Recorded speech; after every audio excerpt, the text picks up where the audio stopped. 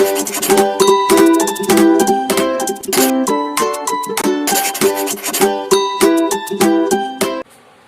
বন্ধুরা, বিদ্যাসাগর এডুকেশন ক্লাসের তরফ থেকে তোমাদের সকলকে শুভেচ্ছা। আজকে আমরা ক্লাস 9-এ ইংলিশ পড়াবো। আমরা অটম কবিতাটা আমরা পড়েছি এবং তার প্রশ্নপত্র আমরা আলোচনা করেছি। তোমরা আগেকার ভিডিওতে আগেকার ফাইলে তোমরা দেখে নেবে। আজকে আমরা অটমের শেষ অনুশীলনীটা পড়াবো, যেটা হচ্ছে এক্সারসাইজ 7, পেজ নাম্বার 23। হ্যাঁ, পেজ নাম্বার 23, অর্থাৎ শেষ প্রশ্নটা। এখানে কি বলেছে দেখো, বলেছে write a biography of Annie Besant within 100 words based on the hints given below। অর্থাৎ একটা বায়োগ্রাফি লিখতে হবে অ্যানি বেসান্ত সম্বন্ধে 100 ওয়ার্ডের মধ্যে এই নিচের এই পয়েন্টগুলো দিন। এখন আমরা বন্ধুরা, তোমরা জানো আমরা একটা বায়োগ্রাফি সম্বন্ধে কেমন লিখতে হয় আমরা আগের ভিডিওতে আমরা দেখিয়েছি, তোমরা নিশ্চয়ই দেখেছো অনেকে, এবং বায়োগ্রাফি সম্বন্ধে তোমাদের যে সমস্যাগুলো তোমরা তৈরি করতে পেরেছো, বিভিন্ন বায়োগ্রাফি কীভাবে লিখতে হয় তোমরা জেনেছো। যারা দেখোনি তাহলে আমাদের প্লে লিস্টে গিয়ে খুঁজে নেবে যে বায়োগ্রাফিটা কত সহজ হবে এবং বিভিন্ন বায়োগ্রাফি কীভাবে লেখা যাবে দেখিয়েছি। আজকে আমরা এরকম একটি বায়োগ্রাফি লেখাবো, যেহেতু অনুশীলনীতে আছে, হচ্ছে অ্যানি বেসান্ত। আমাদের দেখো ভারতের যে সমস্ত মহান ব্যক্তিরা আছে তাদের নিয়ে আমরা করেছি। ভারতের বিভিন্ন ব্যক্তি, রবীন্দ্রনাথ, নজরুল বা জগদীশ চন্দ্র, আমরা যে কোনো জিনিসই আমরা আগে ভিডিওতে দেখেছি কীভাবে লিখতে হবে। এই অ্যানি বেসান্ত এটা একটা বিদেশি ব্যক্তি, কিন্তু তিনি ভারতের খুব বন্ধু ছিলেন, ভারতকে খুব ভালোবাসতেন এবং ভারতের দীর্ঘদিন ধরে তিনি কাজ করেছেন। এরকম ভারতে অনেক বন্ধু আছে, যেমন হচ্ছে সিস্টার নিবেদিতা, মাদার টেরেসা। এদের সম্বন্ধে এরা হচ্ছে বিদেশি কিন্তু ভারতবর্ষে থেকে ভারতবর্ষে কাজ করে গেছেন, সারা জীবন কাজ করে গেছেন। এদের সম্বন্ধে আমাদের অ্যানি বেসান্ত সম্বন্ধে এদের লিখতে হবে। এখন আমরা আগে বায়োগ্রাফিতে পড়েছিলাম যে ভারতের বহু সন্তান জন্মগ্রহণ করেছেন, তাদের মধ্যে রবীন্দ্রনাথ একজন, এরকম করেছি। বিদেশি সম্বন্ধে বা বিদেশি ব্যক্তি যারা ভারতবর্ষে অবস্থান করছেন তাদের ভূমিকাটা কীভাবে লিখব সেই সম্বন্ধে তোমাদের একটু জানিয়ে দিই। দেখো, যেহেতু অ্যানি বেসান্ত ছিলেন একজন ইংল্যান্ডে, দেখো লেখা আছে born on 1 October 1847 in London, অর্থাৎ লন্ডনে জন্মগ্রহণ করেছিলেন। তাহলে তিনি একজন বিদেশিনী। সেই বিদেশিনীর সম্বন্ধে প্রথমে ভূমিকাগুলো কেমনভাবে লিখতে হয় তোমাদের বলে দিচ্ছি। প্রথমে লিখবি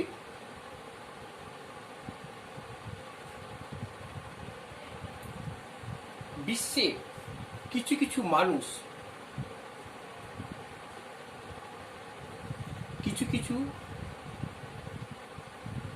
মানুষ আছেন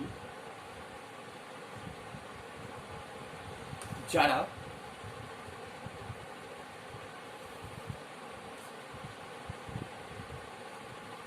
ভারতকে খুব ভালোবাসেন।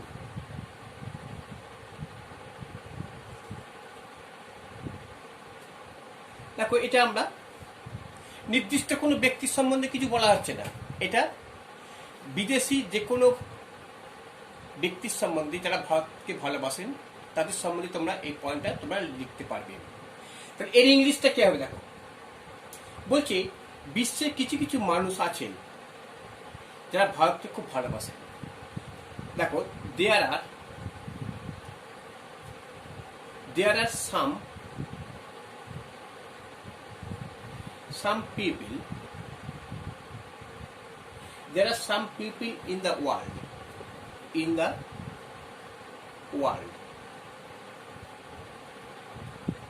তাহলে কিছু কিছু বিশ্বের কিছু কিছু মানুষ আছে who loved India very much. ঠিক আছে, তাহলে আমরা এই পয়েন্টটা লিখলাম। এবার 2 নম্বর পয়েন্টে কি লিখবো আমরা? এবার যে থাকবে, ধরো এখানে অ্যানি বেসান্ট আছে, হ্যাঁ, তাহলে লিখছি আমরা অ্যানি বেসান্ট।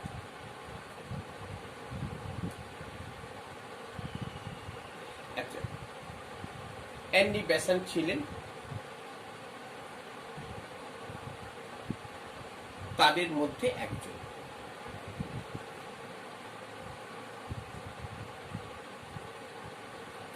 এখানে যদি অন্য কেউ থাকতো, সিস্টার নিবেদিতা থাকতো, সিস্টার নিবেদিতা লিখবে, মাদার টেরেসা থাকলে মাদার টেরেসা লিখবে, যা থাকবে সেটা লিখে দেবে। তাহলে আমরা কি লিখবো? এটা অ্যানি বেসান্ট ছিলেন, অ্যানি বেসান্ট ছিলেন was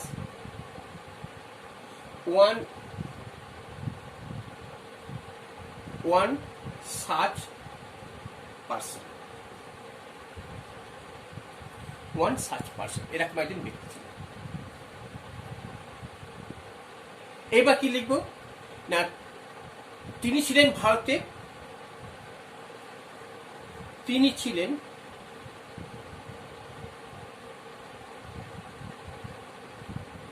ভারতের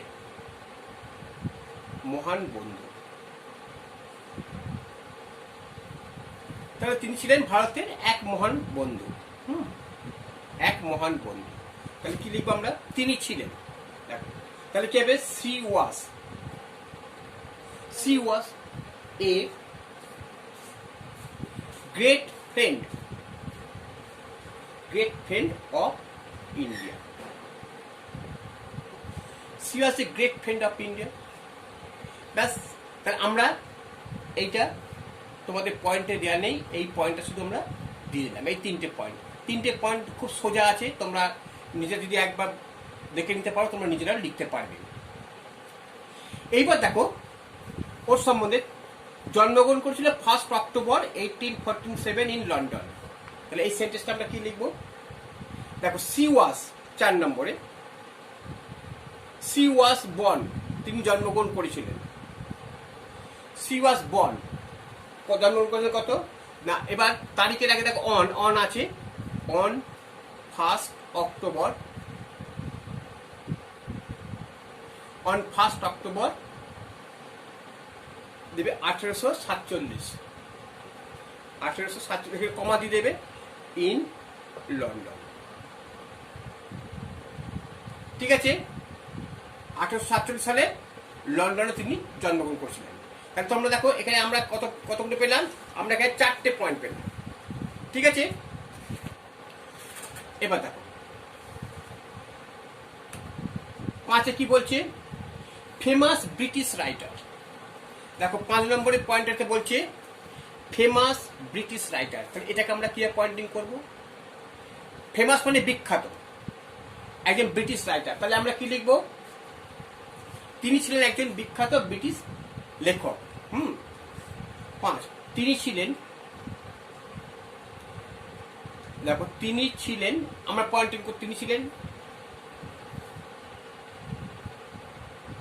একজন বিখ্যাত ব্রিটিশ লেখিকা।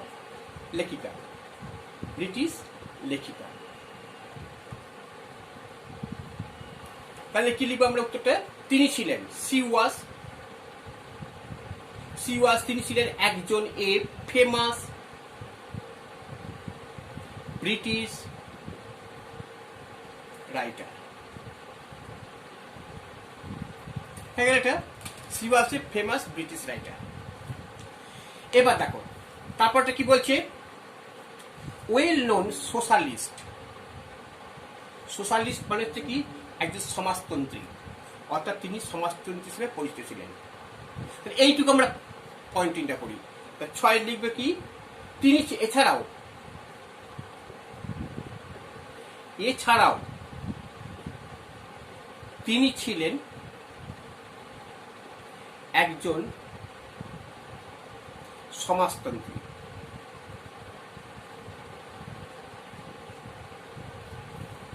এটা করব, তাহলে কি হবে, এছাড়াও তিনি ছিলেন, তাহলে সি ওয়াজ অলসো, তিনি ছিলেন এছাড়া এ সোশ্যালিস্ট।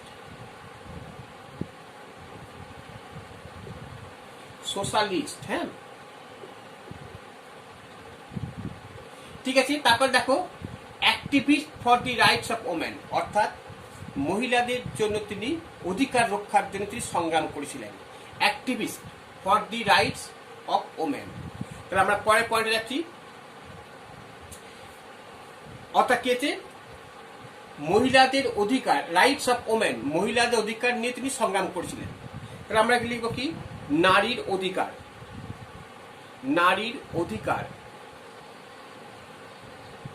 নারীর অধিকার বিষয়ে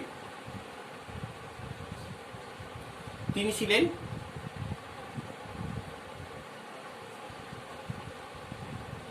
ছিলেন একজন সক্রিয় আন্দোলনকারী।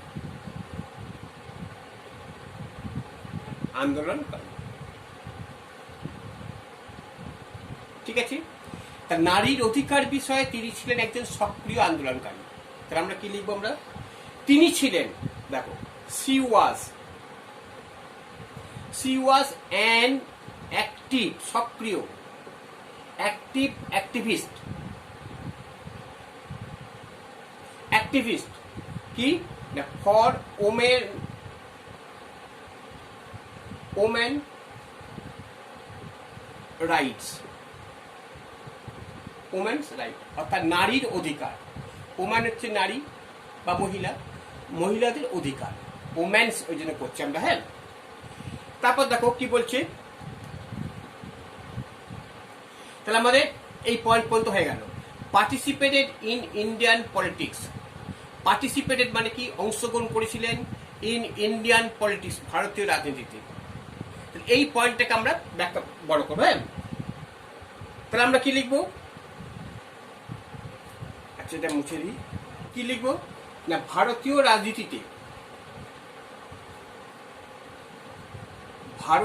রাজনীতিতে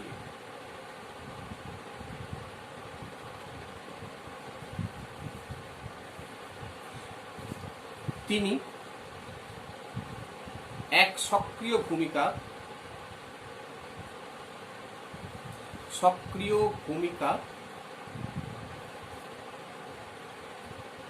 পালন করেন। এটাকে আমরা সেটা ঘুরিয়ে দিলাম, যে তিনি এখানে আছে, তিনি ভারতীয় রাজনীতিতে অংশগ্রহণ করেছিলেন। আমি সেটা নিলাম, ভারতীয় রাজনীতিতে তিনি এক সক্রিয় ভূমিকা পালন করেন। তাহলে কি হবে, তিনি পালন করেন, কি হবে, সি প্লেড, এখানে প্লেড মানে খেলা করানো। হ্যাঁ, প্লে মানে যে কোনো জিনিসে অভিনয় করা বা কোনো জিনিসে অ্যাক্টিং করা, এরকম কোনো ভূমিকা পালন করা। He played an active role, অর্থাৎ সক্রিয় ভূমিকা, হ্যাঁ, ইন ইন্ডিয়ান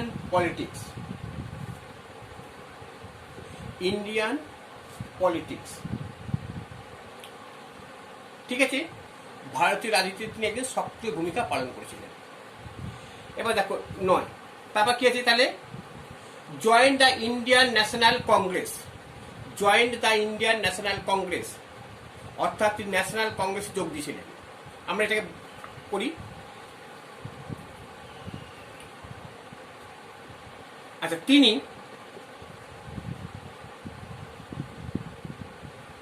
ভারতের জাতীয় কংগ্রেসে যোগ দেন।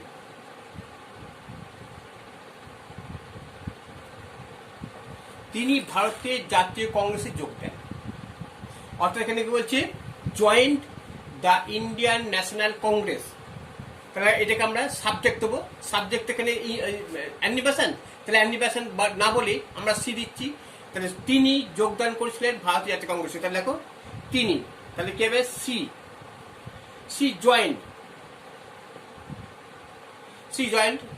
দ্য ইন্ডিয়ান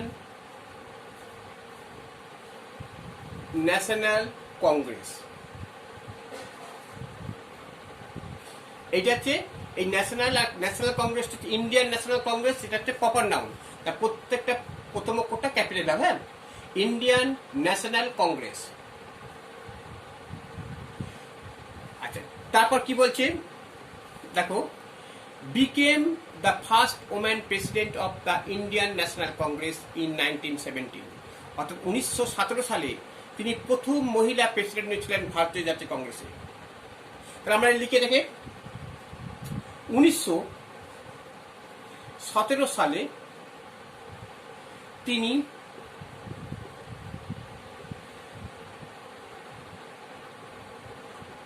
ভারতীয় জাতীয়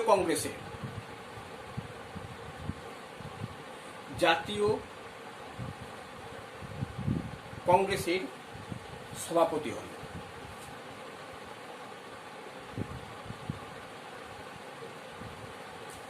এটা হয়ে গেল। তাহলে কি হবে, এটাকে করো ইন 1917, 1917 সালে তিনি হন, কি হবে তিনি, সি হন হয়েছিলেন, যেহেতু পাস্ট টেন্সে আছে ঘটনাটা, হয়েছিলেন, হওয়া হচ্ছে বিকাম, আর হয়েছিলেন হচ্ছে হি বিকেম কি প্রথম ভারতের, এখানে ভারতীয় জাতীয় কংগ্রেসের প্রথম সভাপতি, হ্যাঁ, এখানে প্রথম সভাপতি করবে, he became the first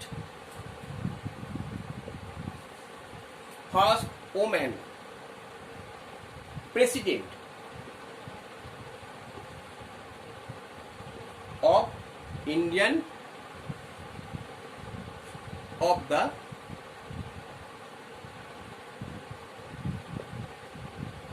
Indian National Congress, Indian National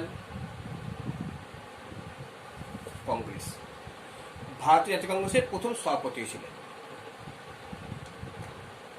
ঠিক আছে, এবার দেখো লাস্টে কি বলছে, পাস্ট টাইম মানে মারা গেছিলেন, on 20th September in 1933 in Madras, India, অর্থাৎ 1933 সালে 20 সেপ্টেম্বর ভারতের মাদ্রাসে তিনি মারা গেছিলেন, মানে বাকি জীবনটা তিনি ভারতবর্ষে কাটিয়েছিলেন এবং মাদ্রাসে তিনি মারা গেলেন। তাহলে কি লিখবো আমরা, দেখো সি ডায়েট, অথবা এখানে পাস্ট টাইমে আছে, পাস্ট টাইমে দিতে পারো তুমি, যে কোনো একটা দেবে, হ্যাঁ, সি পাস্ট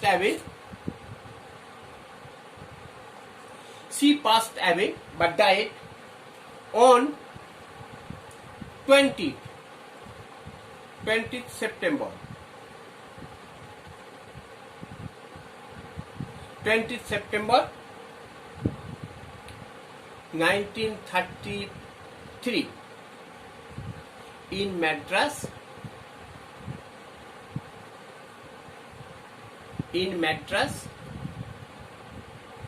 India। ঠিক আছে, এইবার দেখো, তাহলে আমরা দিয়ে দিলাম, এবার লাস্টে একটা ভূমিকা দিয়ে দেবে, কি লিখবে, কনক্লুশন, ভূমিকা বলছি, কনক্লুশন দিয়ে দেবে একটা উপসংহার। এবার লিখবে, আমরা সত্যি গর্বিত এই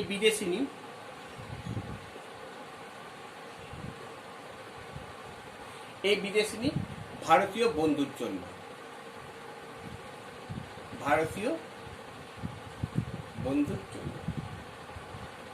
সেটা কি দেবে, তাহলে কি লিখবে, we are really proud,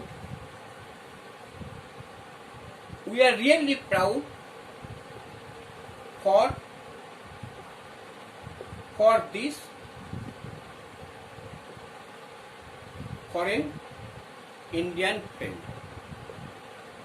foreign Indian friend. ঠিক আছে, তাহলে আমাদের 7 লেসনটা আমাদের হয়ে গেল। কীভাবে বায়োগ্রাফিটা লিখলাম, কোনো শক্ত নেই। তোমরা বাড়িতে বারবার একটু চেষ্টা করলে তোমরা দেখবে নিজেরাও পারবে। এবং সেন্টেন্সগুলো তোমরা দেখবে যে বাংলা লিখে দিয়েছি, সেই বাংলাগুলো তোমার ফলো করবে, দেখবে নিজেরা যায়। অন্য যে কোনো সেন্টেন্স থাকুক, তার দু একটা হয়তো দেখা যাবে অন্য কিছু পড়লো, তোমরা সেখানে দু একটা সেন্টেন্স তোমরা নিজেরা ছোটো ছোটো বাক্য করে তোমরা সেটাকে অ্যাড করতে পারবে। ঠিক আছে, তোমার এটা ভালো লাগলে অবশ্যই তোমরা কমেন্ট করবে, এবং তোমরা যদি এটা বুঝতে পারো কমেন্টের মাধ্যমে জানাবে। আর যদি কোনো জিনিস অসুবিধা হয় তোমরা সেটা কমেন্টের মাধ্যমে জানাবে, এবং ভালো লাগলে শেয়ার করবে, এবং এটাকে তোমরা সাবস্ক্রাইব যদি মনে করো তোমরা এটাকে সাবস্ক্রাইব করবে। ঠিক আছে, আমরা পরের দিন বা আমরা নেক্সট ক্লাস আমরা পরের চ্যাপ্টারগুলো করাবো। আমরা প্রত্যেকটা দায়িত্ব যখন নিচে আমরা তখন সব জিনিস ইংলিশে আমরা করিয়ে দেবো। ঠিক আছে, থ্যাংক ইউ।